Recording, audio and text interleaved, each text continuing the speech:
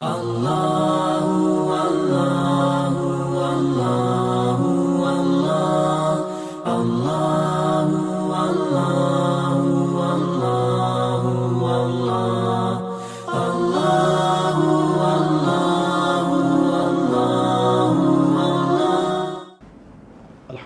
رب العالمین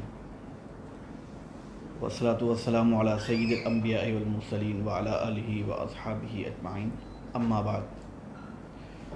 قال النبی صلی اللہ تعالی علیہ وسلم: من صام رمضان ثم اتبعہ ستا من شوال کان کصیام الدہر، او کما قال علیہ الصلاۃ والسلام۔ رمضان المبارک کا مہینہ اپنے اختتام کو پہنچ چکا ہے، لیکن رمضان ختم ہوا ہے۔ رمضان المبارک اور اللہ رب العزت کی طرف سے جو برکتیں اور رحمتیں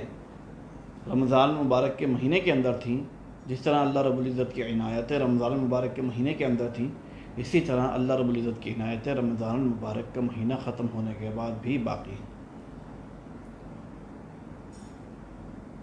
رمضان المبارک کا مہینہ چونکہ ایک تربیت کا مہینہ ہوتا ہے کہ انسان اس میں اللہ رب العزت کی حلال کردہ چیزوں سے رکا ہوا ہوتا ہے، تو جس طرح کسی جنگ میں جانے سے پہلے فوجی کی تربیت کی جاتی ہے، اس کو مشکل حالات میں رہنے کا اور بھوکے پیاسے رہنے کا اس کو مشق کرائی جاتی ہے، اس کو آلات جنگ اور آلات حرب چلانے کی سکھانے کی مشق کروائی جاتی ہے، تو مشکل سے مشکل حالات میں اس کو رہنے کی مشق کروائی جاتی ہے، تاکہ جب جنگ کا موقع آ جائے تو جنگ کے موقع پر یہ فوجی کام آئے اور مشکل حالات جو جنگ کے اندر پیش آئیں گے اس کو سہنے کی اس کے اندر طاقت اور قوت ہو۔ بغیر تربیت کے کسی فوجی کو جنگ کے اندر نہیں بھیجا جاتا، لیکن اگر کوئی فوجی ایسا ہو جس نے تربیت تو خوب اچھی طرح کی ہو اور مشقتیں صحیح ہوں، خوب اس نے اپنے آلات جنگ کی تربیت حاصل کی ہو، اور جب جنگ کا موقع آ جائے تو اس کے اندر وہ پیٹھ پیچھے پھیر کر بھاگ جائے، تو یہ بڑی بزدلی کی علامت ہے اور یہ اس کی ناکامی کی علامت ہے۔ تربیت کے اندر وہ کتنے ہی اچھا ہو، اس کو کتنے ہی رینک ملے ہوں، اس کو کتنے ہی نمبرات ملے ہوں، لیکن اگر جنگ کے اندر وہ ناکام ہو جائے تو اس کی یہ کامیابی، اس کے یہ رینک اس کے کسی کام نہیں آئیں گے۔ کیوں؟ اس لیے کہ جو اصل موقع تھا، جس موقع پر جس موقع کے لیے اس کو تربیت کروائی گئی تھی، اس موقع کے لیے یہ فوجی کام نہ آ سکا۔ اسی طرح رمضان المبارک کا مہینہ ایک تربیت کا مہینہ تھا۔ رمضان المبارک کا مہینہ اپنے نفس کو روکنے کا مہینہ تھا، اور اس تربیت کے مہینے کے لیے اللہ رب العزت نے شیطان کو بھی قید کر دیا، تاکہ یہ تربیت بہت اچھے انداز سے ہو سکے میرے بندے کی۔ اور پھر اللہ رب العزت کی حلال کردہ چیزوں سے اللہ رب العزت نے روک دیا، تاکہ یہ دیکھیں کہ میرا بندہ میرے ایک حکم پر عمل کرتا ہے، اور کس طرح کرتا ہے۔ تو جب اللہ رب العزت نے حکم دیا کھا لو تو کھا لیا، جب اللہ رب العزت نے حکم دیا رک جاؤ تو رک گئے۔ تو یہ اللہ رب العزت نے ایک تربیت کا مہینہ رمضان المبارک کا عطا فرمایا تھا ہم سب۔ لیکن عجیب بات یہ ہے کہ ہماری حالت بھی اسی فوجی کی طرح ہے کہ جو تربیت تو خوب اچھی طرح کرتا ہے، لیکن جب جنگ کا موقع آتا ہے اور جب وار ہوتی ہے، جب جہاد کا موقع آتا ہے، تو اس وقت وہ پیٹھ پھیر کر بھاگ جاتا ہے، اس وقت وہ جنگ کے اندر کام نہیں آتا۔ تو یہی حالت رمضان المبارک کے مہینے کے بعد مسلمانوں کی ہو جاتی ہے۔ اللہ معاف کہ رمضان المبارک میں تو خوب روزے رکھے، رمضان المبارک میں تو خوب عبادت کی توفیق ہوئی، رمضان المبارک کے اندر 20 رکعت تراویح بھی پڑھی جا رہی ہے، لیکن جو ہی رمضان مبارک کا مہینہ ختم ہوتا ہے اور عید الفطر کا چاند نظر آتا ہے، تو چاند نظر آنے کے ساتھ ہی خرافات شروع ہو جاتی ہیں۔ چاند نظر آنے کے ساتھ ہی جیسے ہی مغرب میں چاند نظر آیا تو عشاء کی نماز چھوٹ گئی، فجر کی نماز چھوٹ گئی، اور اس کے بعد تو نمازوں کا جو حال ہوتا ہے الامان والحفیظ۔ تو یہ ہے کہ جنگ کا جب موقع آیا، جب تربیت پوری ہو گئی، تو جب جنگ کا موقع آیا تو اس وقت مسلمان جب رمضان مبارک کا مہینہ جس طرح گزارنا چاہیے تھا اس طرح گزارنے کے بعد آگے شوال کا مہینہ جو ہی شروع ہوتا ہے تو ہماری خرافات شروع ہو جاتی ہیں، ہماری نمازیں چھوٹنا شروع ہو جاتی ہیں۔ تو تو یہ کیوں ہے؟ کیوں؟ اس لیے کہ جس مقصد کے ساتھ اور جس اخلاص کے ساتھ اور جس خلوص اور نیت کے ساتھ رمضان مبارک کا مہینہ گزارنا چاہیے تھا اس طرح ہم نہ گزار سکیں۔ اب شوال کا مہینہ آتا ہے، اللہ رب العزت نے رمضان مبارک کا مہینہ ختم ہونے کے بعد بھی اپنی رحمتیں ختم نہیں کی ہیں، اپنی عنایتیں ختم نہیں کی ہیں۔ حدیث شریف میں آتا ہے کہ من صام رمضان ثم اتبعہ ستا من شوال کان کصیام الدہر، کہ جو شخص رمضان مبارک کے روزے رکھے اس کے بعد شوال کے مہینے میں 6 روزے رکھے تو یہ ایسے ہی ہے جیسا کہ اس نے پورے سال کے روزے رکھے۔ اب کیوں؟ اس لیے کہ 30 دن 29 دن روزہ رکھنے میں عادت ہو چکی ہے، تو شوال کے مہینے میں 6 روزے رکھنا کوئی بڑی بات نہیں ہے۔ اور یہ فضیلت حاصل کرنے کے لیے متواتر طور پر 6 روزہ رکھنا ضروری نہیں ہے، بلکہ وقفے کے ساتھ ایک ہفتے میں 2 دن رکھ لیے، پھر دوسرے ہفتے میں 2 دن، تیسرے ہفتے میں 2 دن رکھ لیے۔ تو اس طرح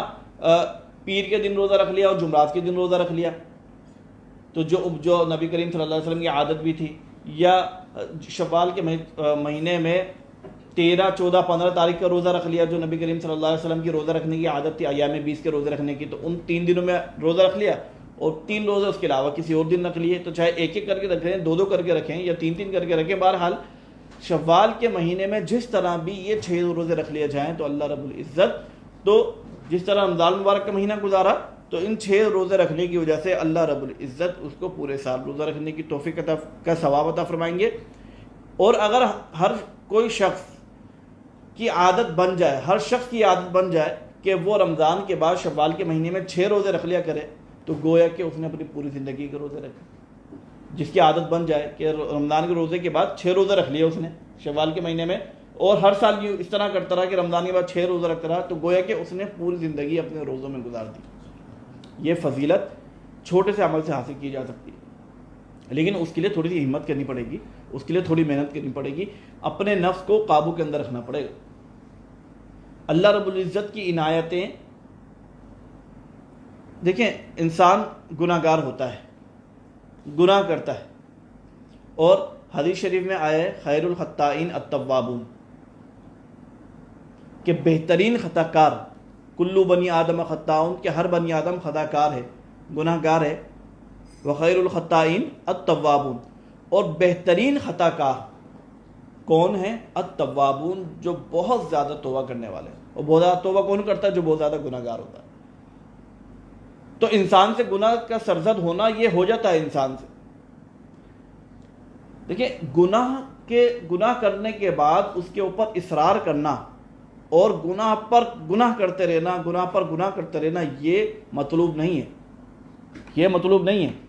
بلکہ مطلوب یہ ہے کہ اگر کسی انسان سے کوئی گناہ ہو جائے تو چونکہ وہ بنی آدم ہے، اور بنی آدم کی فطرت کے اندر یہ شاید چیز رکھتی گئی ہے کہ وہ اس سے خطا ہو جاتی ہے، اس سے خطا ہو جاتی ہے، اس سے گناہ ہو جاتا ہے، لیکن فرمایا کہ خیر الخطائین التوابون، بہترین خطا کار وہ شخص ہے، خطا کار بھی بہترین ہے،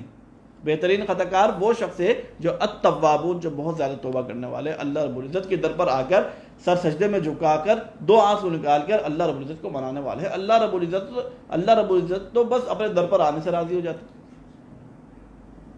اب دیکھیں ہم نے رمضان مبارک کے مہینے میں مسجدوں کو اپنا عادی بنا دیا، مسجدوں میں جاتے، نمازیں پڑھتے، تراویح پڑھتے، تو مسجدوں کو ہم نے اپنا عادی بنا دیا۔ اب مسجد ہماری شکل دیکھ دیکھ کے ہم سے مانوس ہو گئے، اور اب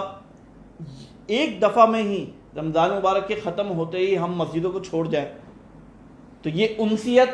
جو مسجد کی ہمارے ساتھ تعلق قائم ہو گیا تھا، اب مسجد ہمیں یاد کریں گی، مسجدیں ہمیں یاد کرتی ہیں۔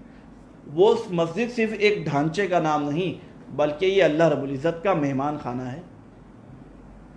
ایک عمارت کا نام نہیں، 4 دیواری کا نہیں جس میں ایک محراب ہوتا ہے، صفیں بنی ہوئی ہوتی ہے، ایک امام اور ایک مسجد ہے۔ مسجد اس کا یہ تو ایک عمارت ہے صرف مسجد کی جو مختص کر دی جاتی ہے، نہیں، یہ اللہ رب العزت کا مہمان خانہ ہے جس میں اللہ رب العزت اپنے بندوں کی مہمان نوازی کی ہے پورے رمضان۔ اب مسجدیں ہمیں یاد کر رہی ہیں، مسجدیں ہمیں بلا رہی ہیں، کہ تم نے تو مجھے مانوس کر دیا اپنی شکل سے، اپنی ذات سے تم نے مجھے مانوس کر دیا، مجھے کہاں چھوڑ کر جا رہے؟ مسجدیں ہمیں یاد کر رہی ہیں۔ دیکھیں، جب ہم اپنے گھر میں کسی مہمان کو بلاتے ہیں نا، تو یا ہم کسی کے گھر پر مہمان جاتے ہیں، جب وہ مہمان ہماری آؤ بھگت خوب کرتا ہے، ہماری مہمان نوازی خوب کرتا ہے اور ہمارا اکرام خوب کرتا ہے، ہمارے لیے اچھے کھانے پینے کا بھی انتظام ہے اور مختلف لوازمات کا انتظام ہے، اگر ہمیں کہیں جانا ہے تو سواری پر لے کے جانا، وہاں سے دوبارہ لے کر آنا، یہ انتظام ہے ہمارے لیے، تو یہ جب بندہ ہماری مہمان نوازی خوب کرتا ہے تو ہمارا دل کرتا ہے کہ ہم بار بار اس کے گھر پر جائیں۔ تو اسی طرح جب اللہ رب العزت نے پورے رمضان ہماری مہمان نوازی کی، اللہ رب العزت نے پورے رمضان ہمیں ایک چھوٹے سے عمل پر بڑے درجے کا ثواب عطا فرمایا، خوب انعامات سے نوازا، خوب اپنی رحمتوں سے نوازا اللہ رب العزت نے، تو کیا اللہ رب العزت کا یہ حق نہیں ہے کہ ہم رمضان مبارک کا مہینہ ختم ہونے کے بعد اللہ رب العزت کی اس مہمان نوازی کا حق ادا کریں؟ کیا اللہ رب العزت کا اتنا سا بھی حق نہیں ہے؟ یہ کیا وجہ ہوتی ہے دل کے اندر کہ رمضان مبارک کا مہینہ ختم ہونے کے بعد جو اللہ رب العزت کے احسانات ہیں، اللہ رب العزت کے انعامات ہیں، ہم احسان فراموش بن کر اللہ رب العزت کی ذات کو بالکل بھول جاتے ہیں؟ کیا وجہ ہے؟ کیونکہ ہم نے اپنے آپ کو، جو تقوی کا حصول مقصد تھا روزے کا، شاید ہم اس کے اندر پورا نہ اتر سکیں۔ لیکن اس کا مطلب یہ نہیں ہے کہ اگر ہمارے دل میں تقوی صحیح طرح پیدا نہیں ہوا تو ہم مایوس ہو کے بیٹھ جائیں۔ اللہ رب العزت اپنے بندے کو کسی بھی حالت میں مایوس نہیں کیا۔ جب تک بندے کی، مسلمان بندے کی سانس باقی ہے، اللہ رب العزت کی طرف سے رحمتوں کا سلسلہ متواتر طور پر اس کے ساتھ چل رہا ہے، اللہ رب العزت کے انعامات کا سلسلہ اس کے ساتھ چل رہا ہے۔ اللہ رب العزت نے اپنے بندے کو نہیں چھوڑا، جب تک اس کی سانس باقی ہے توبہ کی توفیق بھی باقی ہے اور توبہ کا وقت بھی باقی ہے۔ رمضان کے ساتھ خاص نہیں ہے اللہ رب العزت کی انعامات اور اللہ رب العزت کی رحمت، اللہ رب العزت کا لطف اور اللہ رب العزت کی عطائیں رمضان کے ساتھ خاص نہیں ہے۔ ہاں، رمضان میں نعمتیں اللہ رب العزت کی طرف سے بڑھ جاتی ہیں، سیل لگ جاتی ہے، سیل، اور یہ سیل مفت میں ملتا ہے کام، اس کے اندر تھوڑے سے بھی پیسے نہیں دینے پڑتے، مفت میں ملتی ہے سیل۔ لیکن اللہ رب العزت کا دروازہ بھی بند نہیں ہوا۔ لا تقنطوا من رحمت اللہ یا عبادی الذین اسرفوا علی انفسہم لا تقنطوا من رحمت اللہ،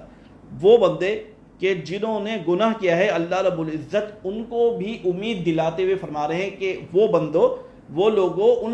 لوگوں جنہوں نے گناہ کیا ہے اور گناہ کر کے اپنی جانوں پر ظلم کر لیا ہے، ان کو کیا فرما رہے ہیں؟ یا عبادی، میرے بندو۔ گناہ گاروں کو بھی اللہ رب العزت میرے بندو فرما رہے ہیں۔ ہم اگر کسی کی نافرمانی کر دیں، کسی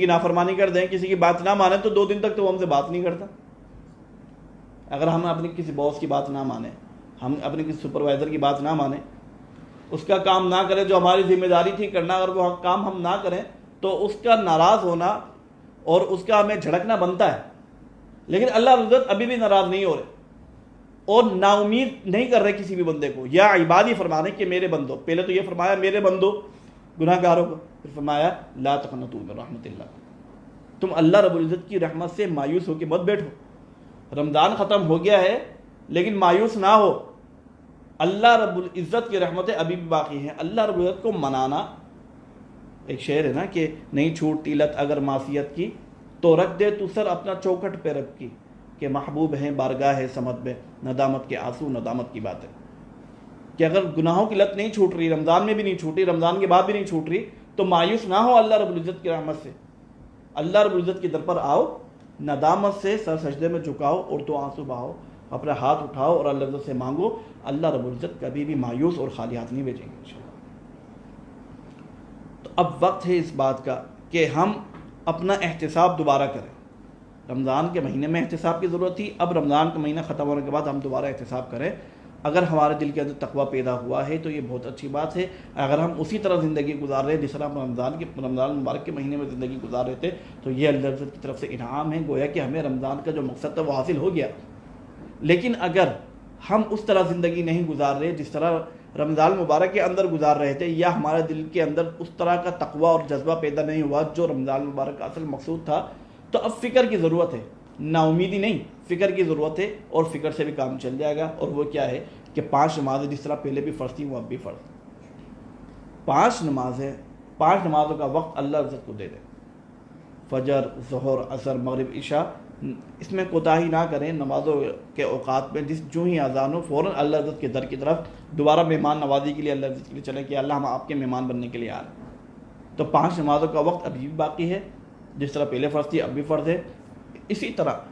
ہم اللہ عزت کے ایک حکم سے حلال چیزوں سے رک گئے تھے نا رمضان میں، اب اللہ عزت کا حکم اب بھی ہے کہ حلال چیزیں تو کھا لو، لیکن جو حرام چیزیں تھیں وہ ابھی بھی تمہارے لیے حرام ہیں، اس سے رک جاؤ۔ اللہ عزت